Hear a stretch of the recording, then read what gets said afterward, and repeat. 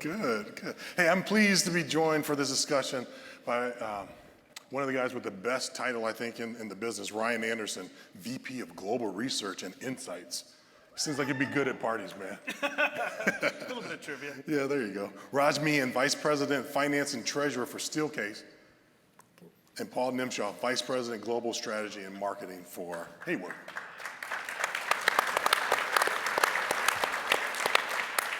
I think it's pretty cool when you think about office furniture and how Grand Rapids plays a major part on that in the world. And I think it was, you were talking about an article in the paper, or in England, talking about this little town, Grand Rapids, Michigan, not so little, and how it really drives a strategy for the world. So, pretty cool. So as Joel mentioned, the pandemic accelerated trends in remote work and who is, quote, essential and non-essential. Before COVID-19, the largest disruptions to work involved new technologies and growing trade trends. COVID-19, in many ways, elevated the importance of the physical dimensions of work.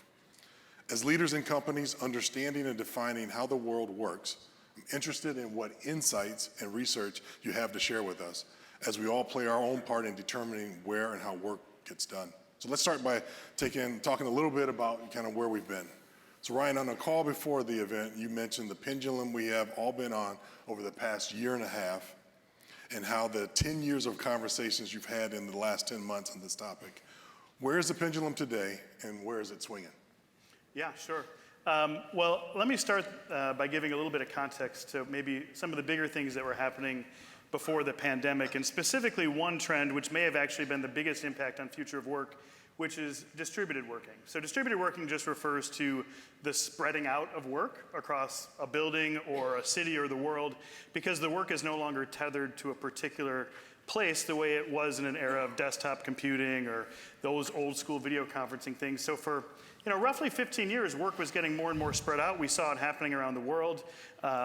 As an example, we look at space utilization metrics within our customer facilities. We saw year over year for like 13 years decline in desk utilization for one simple reason.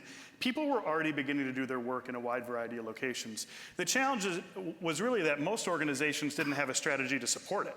They may have had remote workers or telecommuters, but in terms of thinking about how do we support people working in a variety of locations, most companies hadn't really landed on what that would mean. So when the pandemic hit and we all went into quarantine, those organizations that had kind of thought through this definitely had a leg up. But for the 82%, according to Harvard Business Review, of leaders who didn't think remote working was sustainable, they did. They went on a ride, and it was a pendulum swing. I mean, it started out with, oh, you know what? Remote working actually seems to be going okay. So by June or July, there was like this renewed optimism. We saw some organizations take that to the extreme and begin to divest themselves of real estate by maybe July or August. By the way, those organizations that had thought through distributed work beforehand saw this coming, like, you're taking it too far here.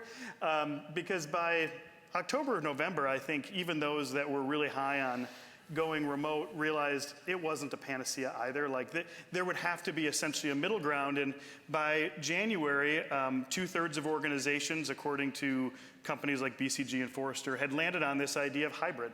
And hybrid basically is, it's not some people working remotely, some people working in the office. It's empowering employees to choose for themselves what location may be best for them on a given day. There's a tremendous upside for it in terms of increasing productivity, engagement, equitable work experiences, but it's complicated. It's way more than just a facilities thing. It involves HR policy, cybersecurity, a whole host of things. And so my comment that it feels like organizations are trying to fit 10 years worth of conversation into 10 months relates to how many organizations are trying to take a bigger aspiration to support hybrid working and tuck it into like an office reopening, like a real short-term thing. It's really tough to do. So most of my team's time is spent helping organizations to navigate through. There's definitely some short-term things. Communication's really important in terms of being able to help employees know what's next. But organizations should begin to think about some of the bigger ideas long-term and their values in terms of how they want to support work moving forward. And the two don't necessarily have to happen at the same time. You can take a little bit longer to make hybrid really work and experience the benefits. You know what I found over this last Zoom year is really, I don't look as good on those Zoom calls. I don't know, I thought you looked pretty good. I mean, I need light like coming in at me, and it just doesn't work at my house. So I know you're joking, but it's interesting. We're a founding member of Future Forum, which is a collaboration between Slack and Boston Consulting Group, Herman Miller, and others.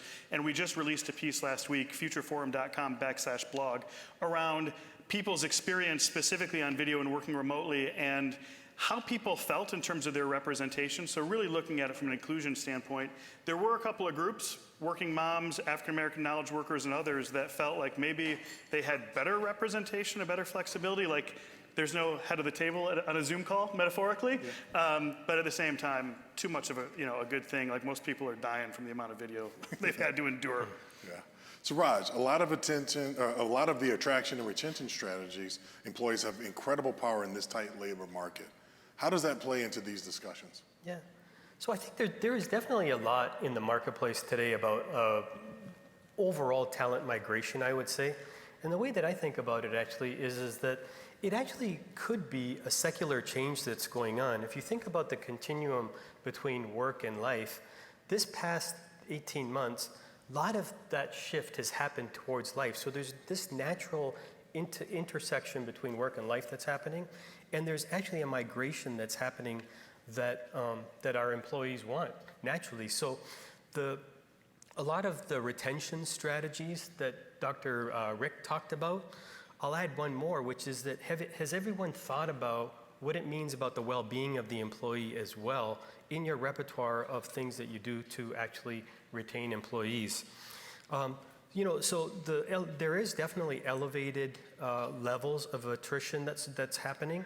Just for context, from a benchmark perspective, 10% is probably not a bad number for attrition, for normal attrition. Of course, it varies. Government entities probably have much lower attrition rates. Sectors in hospitality and the restaurant industry probably have probably greater than 100% turnover on a regular basis. I'm glad to say the way that Steelcase is, the culture, our turnover rates are actually well below the industry benchmarks. But the other thing is that you have to not fear attrition either. I think there's benefits of attrition as well. First of all, it does allow you to purge out some of the low performers on an ongoing basis. Second of all, I think there is the opportunity to actually, when you have attrition and you're doing exit interviews, it actually could reveal a systemic problem that's happening in the workplace. So it will help reveal that. And then lastly, and most probably relevant, is the fact that anytime somebody leaves an organization, it's your opportunity to restructure the business, either from an organizational perspective, so maybe you're going to be able to actually give some junior talent an opportunity to grow and shine, or as a catalyst for technology implementation that you also wanted to have as well. You know, I think I was reading an article last week, and it was about Goldman Sachs and how the CEO basically kind of came out like, look, if you want to get paid New York wages, you need to work in one of the 5 boroughs. What are you kind of seeing from that perspective? We talk about distributed work. It can work from anywhere. We talk about it being a positive thing, but then we also have folks saying, look, you need to be here. Well, Michael, I think what you're seeing is lines being drawn in the sand between different industries. So the financial industry, there's actually a hidden message that those CEOs are talking about. And that hidden message is that proximity matters. For employees, don't give up the advantage to be together in the same place, because that is what makes us better and makes us more productive and makes us more innovative. On the technology side, when you think about it, these guys are probably on the other extreme of remote and hybrid work. And what they could be foreshadowing is the global supply chain of labor that's going to evolve effectively as we continue to increase more towards just remote work. Good, thank you. Paul, what are you hearing from customers? We're hearing a lot from customers. Over the last 6 weeks, I've been in San Francisco, Chicago, Austin, Texas, Atlanta, and one of the profound things is every market is different. And in terms of engagement, in terms of opening up, and you're in San Francisco where it's still quite a very, very closed market, whereas you go to Austin, Texas, where things are seemingly normal. But the 2 things about the future of work that people are really asking us about right now, what is the future of work tomorrow, i.e. how do I reoccupy our real estate? and also the future of work years from now. First and foremost, when we're engaging clients in what is today and what is tomorrow looking like, I'm proud of the fact that Hayworth, we actually started occupying our headquarters a year ago, which sounds crazy today. That's been a year that we've been doing this with critical staff and with safe protocol that worked perfectly. But at the same time, even as we started activating our spaces, it became abundantly clear that it was a storyline of amenities. Number one, it was actually entertaining. A good colleague of mine looked at me one day and he said, "We have no food. This is no fun." But so food became a core topic. Then another item was technology, where actually a colleague here in Grand Rapids one time said to me, "How can Hayworth not have functioning video or virtual meeting technology in their conference rooms?" I said, "We do from conference room to conference room.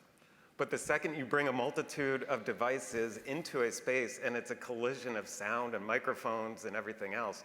So we learned very quickly to get people back into our offices, you had to provide the right tech to enable them to do that. And then ultimately, as we're going forward, because people are inherently social, and people want to collaborate. And culture and collaboration and innovation will be the key drivers on why people come back to the work environments. So that's one that we're spending a lot of time on as we go forward.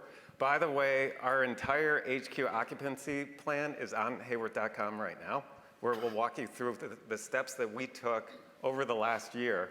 Because the exciting thing about it is, as of June 7th, we welcomed all of our members back to work. And we've done it safely. We now have the majority of our people in our space. The feedback has been very positive. But as Ryan or Raj said, communication is critical, where we did a webinar with all staff for Grand Rapids. And while I was walking them through the protocol, there were over 100 questions in the chat. We answered every single one of them in a document to our people. So it was a testament to that on communication and being very thoughtful that I think ultimately made us successful. The last thing is, as we think about the future of work tomorrow, where we're putting a lot of work into it, just like I'm sure Steelcase and Herman Miller are, but a big thing on this, obviously, is the better inclusion of technology into all spaces, because it's important for us and it's important for our clients that regardless of if somebody is remote or on-site, they have the same access to information. It needs to be democratic in terms of approach, because you don't want an us versus they. And so there's a lot of work that's going into that to better incorporate technology, make space more flexible, which, by the way, we were working to make space more flexible pre-pandemic as well. So it's just the acceleration, as was mentioned earlier on. But then really looking at what are the different collaborative spaces so that you can really drive culture going forward. You know, Paul, what's interesting is you were talking about that, and you think about customers. A lot of these guys out here are customers, but we're limited really kind of by our physical space as it exists today. And as we start to change and build out or even build different headquarters, I think that opens up the plate a little bit to be able to make some different changes there as well. Well, we put a lot of time into how do you change floor plates today with what you have. It's actually ironic you bring this up. We actually launched a virtual NeoCon experience on Monday of this week. We said, and this is the second year in a row where we said, okay, it's not happening physically, although it will in October, but we said we'll celebrate it here in June.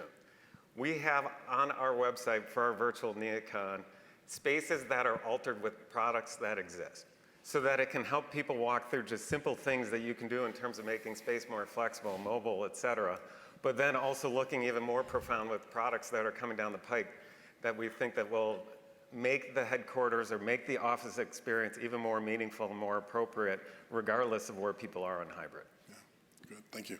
Ryan, how does equity play into a more distributed world and seeming continuum of workplaces?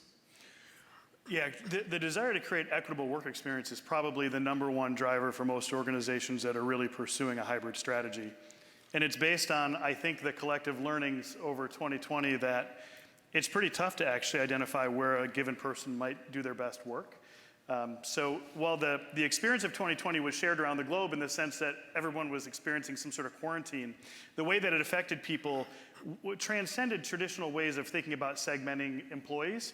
And I think organizations realize that if you talk to 100 different employees about where they might do their best work on a given day, you'll get 100 different answers, and some of those things relate to your work style, your team dynamic, the nature of what you're doing, but there's a whole host of other factors that may be personal. It's, your home situation, your relationship with your spouse or partner, your physical, cognitive, sensory abilities, your Wi-Fi, whether or not you got a COVID dog that's barking at the Amazon person. Like, there's so many things, and those factors can actually change daily. And as I mentioned before, some people felt more included and others felt more marginalized in the situation. So the idea behind giving employees more freedom is actually coming to this notion that the employee knows best. So give people choice, then give them choices, enable them to figure out where they might be productive on a given day, most productive. Now, I will say with that greater freedom comes greater responsibility. We've been working this way for a while, and by the way, we started supporting work at both home and the office back in 1941, so it's not a new thing for us in terms of helping organizations and customers doing that. But you do need to begin thinking about moving away from presenteeism. It's not about whether or not somebody shows up and sits there. Like, that's not a measure of productivity. Work isn't an activity, it's an outcome. You need to begin to really think about what this really means. But long term, I think we need to acknowledge that the power has shifted towards the employee in terms of the opportunities they're gonna have, and empowering them to have more choice isn't just a great way to retain them, it's a great way to making sure that they're the most engaged they can be, the most healthy and productive. In fact, I'll just add anecdotally that even before the pandemic, Gallup organization, which does some great engagement work, had correlated this higher degree of choice with higher levels of engagement, which results in better productivity and profitability. So there's a win-win there, but doing what's right for employees can also be what's best for organizations. Yeah, good. So Raj, your role gives you this sort of international flair or flavor, right? Romania, Mexico, and Malaysia are all underneath you. I guess not all the countries are underneath you, but you're responsible for them, right? What are you seeing from that perspective, from a perspective abroad? Yeah, just for a little additional color. So hidden within the scope of my responsibilities is that I actually have direct oversight over our 3 business centers. One is in Romania, one is in Malaysia, and one is in Mexico. Combined, they probably represent anywhere from 15 to 20% of our total white-collar workforce. So we've been dealing with the global pandemic on a very global basis. Now, all of those experiences, I will say, there are some learnings that I think everyone can apply, whether you have just one facility in Michigan, whether you have multiple facilities in the state, whether you have multiple facilities in the country, or even around the world. And the three things that I would share with you are, one, is that I think as you think about employees and coming back and all of the challenges that you're dealing with, have some guiding principles that everyone can kind of rally around. So for Steelcase, the 3 guiding principles were around health and safety first as a top priority. The second one was local teams decide. So even though corporately we were making a lot of the decisions, we wanted to empower and trust the people in the local markets to be able to gauge the conditions of the local market and what was happening from vaccination rates or other things to actually facilitate the return to office. And then the last one is really ramping up, and sometimes they had to ramp down their approaches of coming back to the office, so they had to demonstrate tremendous agility in that time frame. The second thing is all around transparency. I think Ryan mentioned communication and transparency, so did Paul. But it's all around letting employees know what to expect. So at Steelcase, when we started our journey back to the office, we had 3 distinct phases. One was called the invite phase, one was called the encourage phase, and one was called the expect phase. And each one of those phases had very specific metrics that were quite well communicated to all of our employees so that they knew if this was going to happen, that was going to trigger us moving to the next phase. And so that transparency was really important as well. And then lastly, I think we all have talked really a lot about thinking about the holistic employee experience as you bring people back. You want to learn from everything that they've had to experience while they've been working from home. So they've been actually, for example, been able to do a lot of focused heads down work, and they've had tremendous intersection of work and life, as we talked about. So how will you accommodate the need for their flexibility in that integration and intersection, and or how will you accommodate their spaces to be able to do heads down as well as collaborative work as well? Other things would be like, for example, when you're bringing people back, having a rally cry or a common purpose, so it really brings people back for something that's very specific to do. And then lastly, I would just say is, and Brian mentioned this, and I think Paul did too, about little things matter. So you really have to think about the experiences. When we first had the invite phase, we did not have, for example, coffee available. We did not have food service. Once we started implementing those things, we saw our attendance levels coming back. Yeah, good. All right, Paul. Will more flexible and remote work help West Michigan? And do you think we may have an advantage there? I think we absolutely have an advantage, and you can see it today, where secondary and tertiary markets are more normalized than metropolitan areas. I mean, all of you can probably see it in home prices, where, I mean, that's one factor. People are choosing to locate in West Michigan. Now, at the same time, we took a step back and you hear about hybrid and other stuff. Hayworth pioneered, we put everything under work from anywhere. It's not just about the home and the office. There's the proverbial third space similar to this, and co-working and Starbucks and all these other places that work fundamentally occurs, and really exploring how people do their best efforts there. Now, in all of this, the employment side of things, I think, is profound. Where in the past, when we recruited, and by the way, I'm a transplant to the area. I moved here 10 years ago. I'm a big fan of it. But by the way, a lot of times people who are doing the attraction are all born and raised here, and they don't see it any differently. So it's an observation. Now, at the same time, as we're working on talent, in the past, what I would have to do is a recruiter would go out, they'd find an individual, you sell them on the job, and then you'd have to sell them on West Michigan, which in many ways is a big opportunity. However, now I'm in the midst of building a global e-commerce team where I have people all around the country. And we purposefully identified these roles can all be remote, but the interesting thing that's occurring, we had them all here a couple weeks ago, and they became big fans of the area. So it actually transitions people into the area in a more progressive way than you would think. So by enabling companies to hire people in other locales, I think in the long run, it allows us to get better talent that may not be accessible here, because the world is a big place and it's evolving and changing all the time. So I think that there's a tremendous amount of advantage there that we have here in West Michigan. And then the last piece is there aren't many markets out there where you can have experts from Herman Miller, Steelcase, and Hayworth helping all of us be a more successful business community, because it's how all this is intertwined that ultimately will make us successful. That's good. Ryan, Raj, Paul, thank you very much for your insights. And another round of applause for our panelists.